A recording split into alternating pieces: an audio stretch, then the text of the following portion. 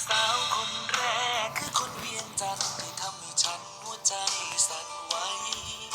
อยากลองพูดคุยอยากเข้าไปทักทายแทบแต่อายไรวาสนา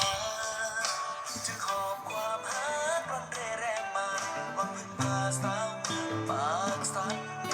อยากสร้างตำนานหักของสองฝันแต่กลัวใจพลันสลาย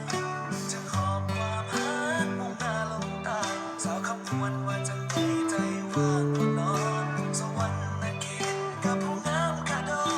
อยากพ่อเด็กคู่ใจอยากให้หูไว้ใจดีแต่หากสาวลาว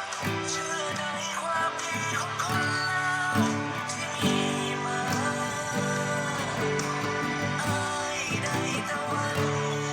สิได้พบคนงามสาวเมืองจำปามาเป็นคู่ใจ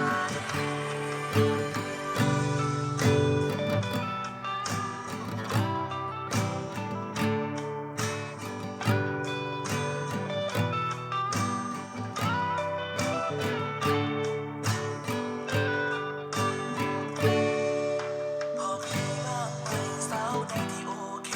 สาวเมืองปากเซ